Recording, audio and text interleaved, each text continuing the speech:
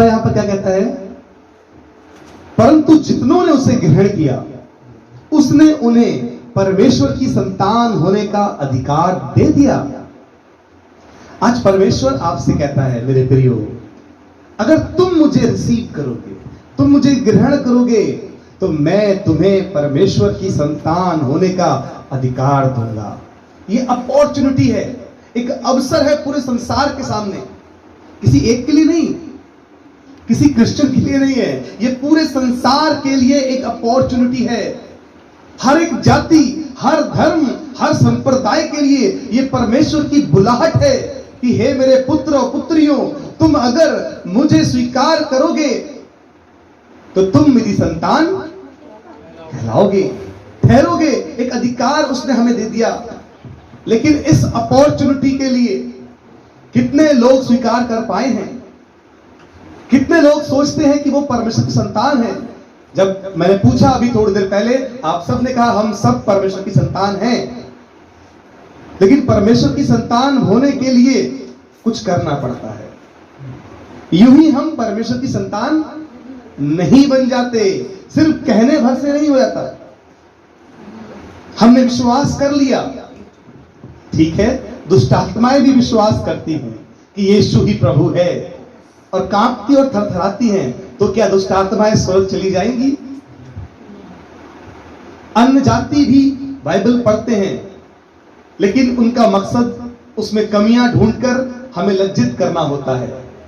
कुछ एक हैं जो सचमुच ज्ञान के लिए पढ़ते होंगे, परंतु बहुतेरे ऐसे हैं जो बाइबल को हमारी तरह पढ़ते हैं, लेकिन उसमें अनंत जीवन पाने के लिए नहीं, उसमें से कमी ढूंढकर मसीहों को लज्जित करने के लिए ऐसा करते हैं।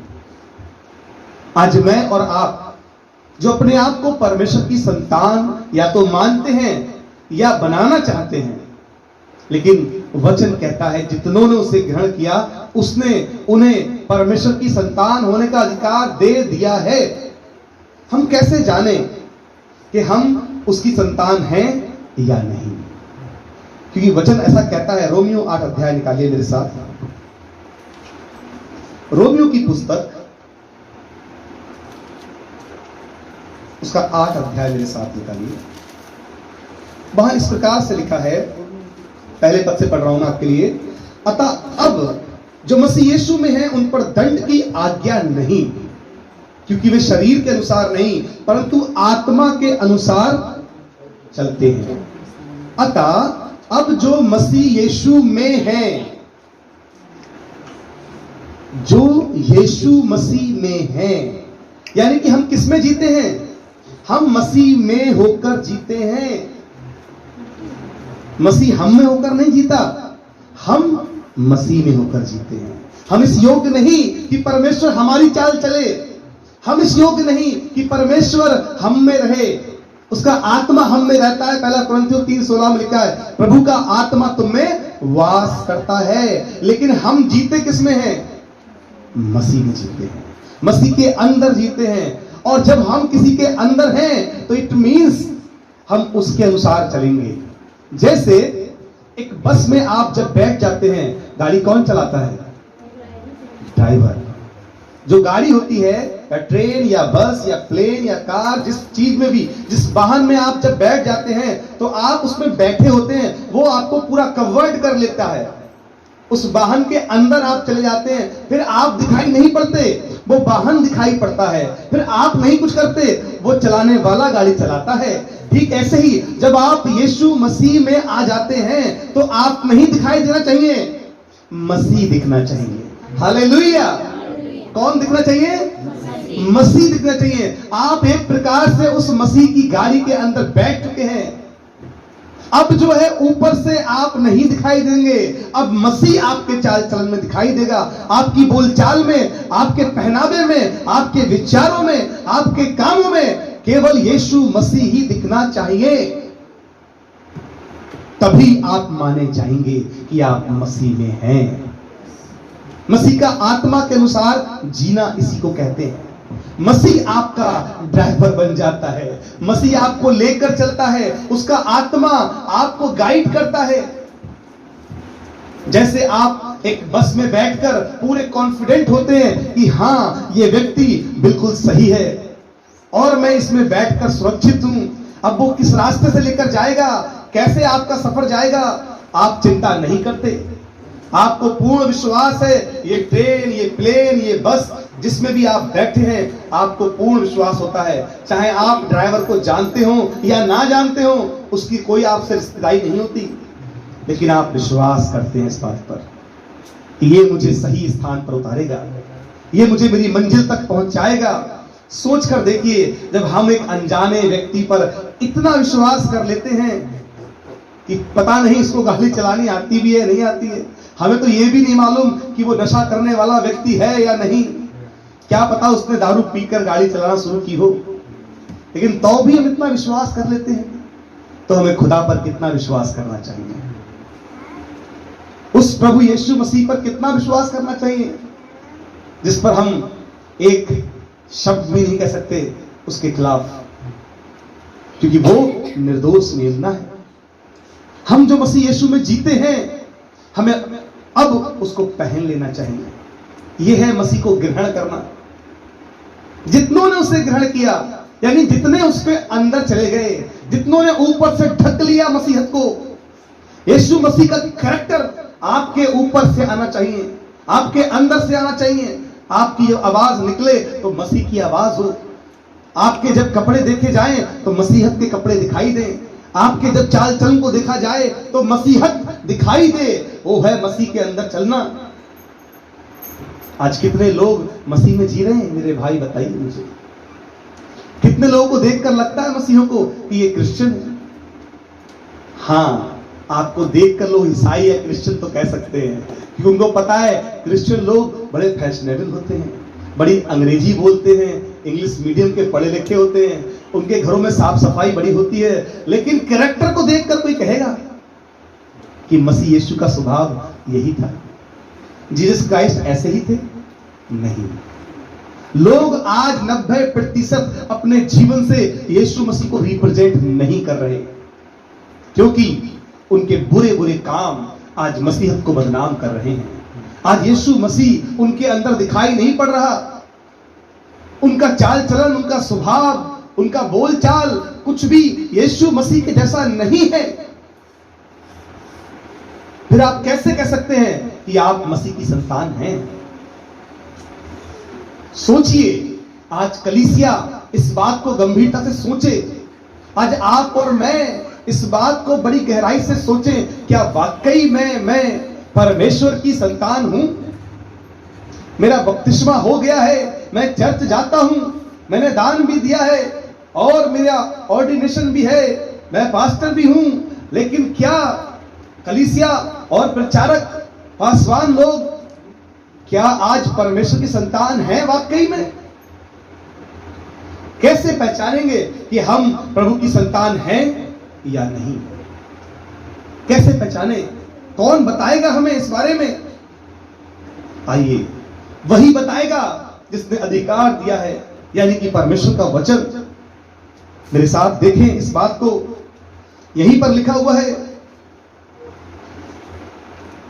5वीं आयत में लिखा है यहां पर, क्योंकि शारीरिक व्यक्ति शारीरिक बातों पर मन लगाते हैं, परंतु आध्यात्मिक आत्मा की बातों पर मन लगाते हैं।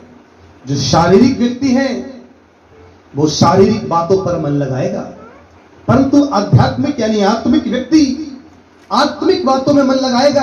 अब अपने आप को जांच लीजिए यहां पर, क्या आपका मन आत्मिक बातों में लगता है? क्या आपका मन प्रार्थना में लगता है या नहीं लगता है? क्या आप 1 घंटा 2 घंटा प्रार्थना में बैठकर ऊब जाते हैं? क्या आपको थकान होने लगती है? आपको नींद आने लगती है? क्या आपको बड़ा बुरा सा लगता है, मैं कैसे बैठूं, इतना देर हो गया है मुझे प्रार्थना में? अगर नहीं तो याद रखिए, आपके जीवन में यीशु मसीह काम नहीं कर रहा है। क्योंकि अगर आपको ये सब हो रहा है, अगर आपको प्रार्थना में मन नहीं लग रहा है, लग रहा है जल्दी प्रार्थना खत्म हो और मैं जाऊं यहां से, मैं तो फंस गया हूं आकर, आप याद रखिए, आप मसीह की संतान नहीं हैं। प्रार्थना होते हुए कई लोग मोबाइल चलाते रहते हैं, कई लोग बैठकर इधर उधर की बातें करते हैं। चर्च आज अखाड़ा बन गया है। पदों के नाम पर लड़ाइयां हो रही चर्च के अंदर। कौन इस पद को संभालेगा, कौन पैसे को संभालेगा, कौन प्रॉपर्टी को संभालेगा। क्या है, क्या परमेश्वर के कलाम में यह लिखा है कि तुम आपस में इन बातों के लिए झगड़ा करो, विवाद करो। चर्च आज बुराइयों का गढ़ बन गया है। बड़ी शर्मिंदगी होती है प्रभु को देखकर कि आज जो लोग परमेश्वर के लोग हैं वे सांसारिक लोगों से भी बुरा जीवन जी रहे हैं। आत्मिक बातों को छोड़कर होना तो ये चाहिए था कि पासवान और कलीसिया घुटनों पर आकर रो रो कर दुआएं करते और लोग चंगाइयां पाते और गली गली घूमकर प्रचार करते और मुर्दों को जिलाते और कोढ़ियों को शुद्ध करते और अंधों को आंखें देते। लेकिन हो ये रहा है कि खुद अंधे हो गए और दूसरा अंधे को रास्ता दिखाने की कोशिश कर रहा है। खुद भी गड्ढे में जा रहे हैं और दूसरों को भी गड्ढे में लेकर गिर रहे हैं। ये कलीसियाओं का हाल है। कौन बदलेगा इस परिस्थिति को?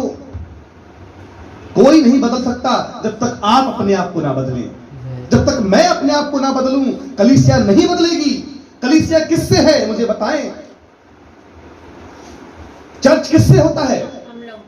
हमसे। और हमें कौन सुधारेगा? क्या हम किसी की मानते हैं? हम तो खुद बहुत बुद्धिमान लोग हैं, बुद्धिजीवी हैं, बहुत पढ़े लिखे हैं, सामर्थी हैं। हर बाइबल की आयत को मुंह जबानी याद है हमें। हमने तो वचन कई बार पढ़ रखा है। हमने तो वचन को 3-3 बार हट्टा मार रखा है। पूरी बाइबल खत्म कर दी है। उसके बावजूद जिंदगी वैसी की वैसी है।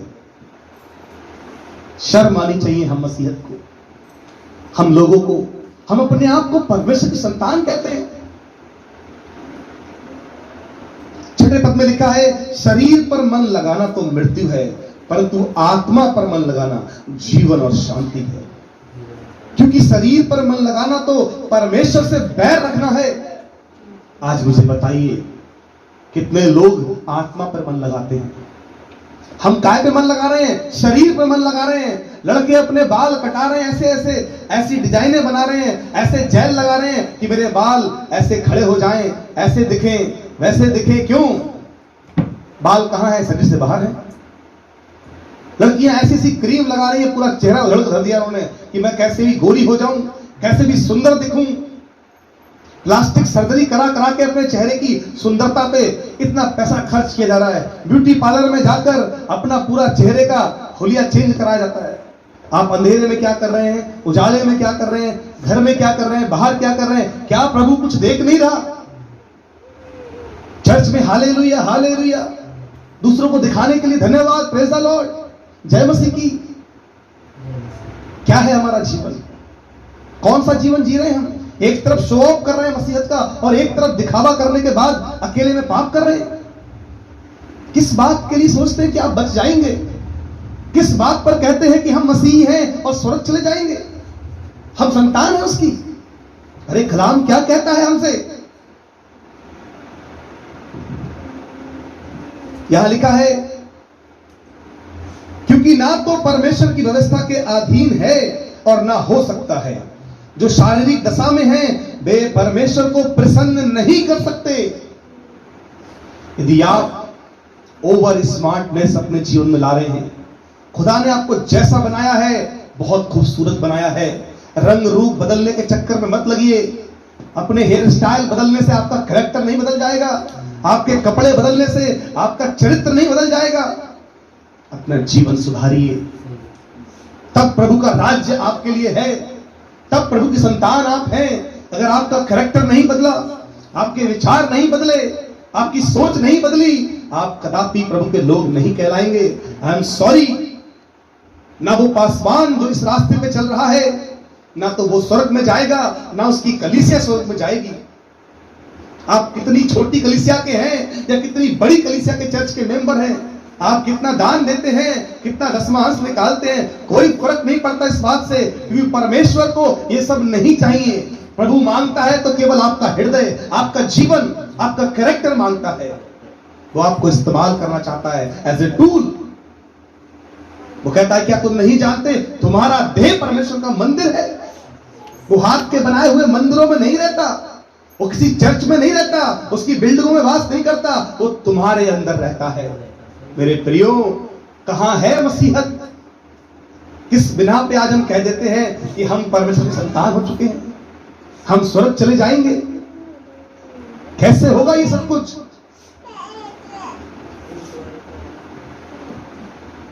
कलाम में लिखा है, परंतु जबकि परमेश्वर का आत्मा तुम में बसता है तो तुम शारीरिक दशा में नहीं परंतु आत्मिक दशा में हो। यदि किसी में मसीह का आत्मा नहीं, वो उसका जन नहीं। समझ में आ रही मेरी बात? अगर किसी में परमेश्वर का आत्मा नहीं, वो परमेश्वर का जन नहीं। आत्मा तो सबके पास है ना, प्रभु का आत्मा अलग है। आपके अंदर जो एक आत्मा है वो हर इंसान में है, हर दुनिया के इंसान में मिलेगा, चाहे वो अफ्रीका का हो, अमेरिका का हो, लंदन का हो या भारत का हो। आत्मा तो हर इंसान के अंदर है, लेकिन परमेश्वर का आत्मा सब में नहीं रहता। हम कई बार सोच लेते हैं, प्रभु ने कहा है तुम्हारा देह परमेश्वर का मंदिर है और प्रभु का आत्मा तुम्हारे अंदर रहता है, तो हम तो ऑलरेडी प्रभु को जानते हैं। जी नहीं, आपके अंदर जो आत्मा है वो है तो परमेश्वर का ही, लेकिन प्रभु का आत्मा अलग है। वो जब आएगा तो क्या होगा आपके साथ पता है? You will change completely. आपको पूरी तरह बदल कर रख देगा, आपको पूरी तरह चेंज कर देगा। प्रभु का आत्मा ऐसा नहीं रहने देगा जैसा अभी हम जीवन जी रहे हैं। कलाम में देखते हैं क्या लिखा है। यहां लिखा है 12वें पद पढ़ रहा हूं मैं इसको। इसलिए हे भाइयों, हम शरीर के कर्जदार नहीं कि शरीर के अनुसार दिन काटें, क्योंकि यदि तुम शरीर के अनुसार दिन काटोगे तो मरोगे।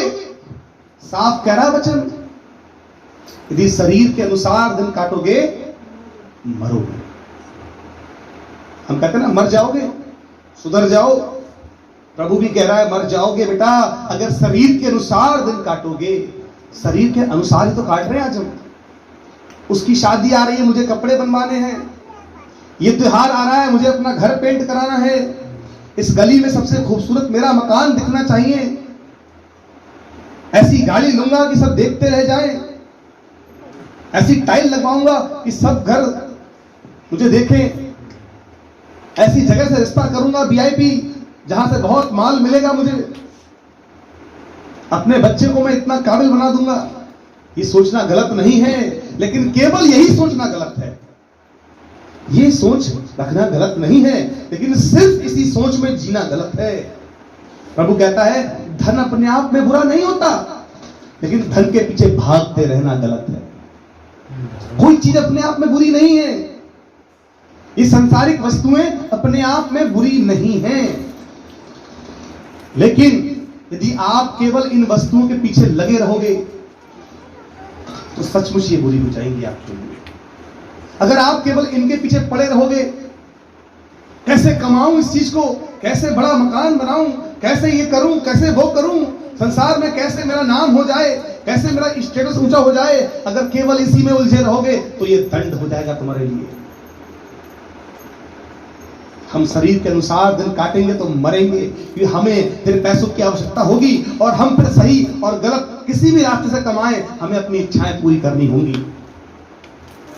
और जब गलत प्रकार से जीवन जिएंगे तो अवश्य मरेंगे। कलाम में लिखा है इसलिए कि जितने लोग परमेश्वर की आत्मा के चलाए चलते हैं वे ही परमेश्वर के पुत्र हैं। सब नहीं है मेरे भाई।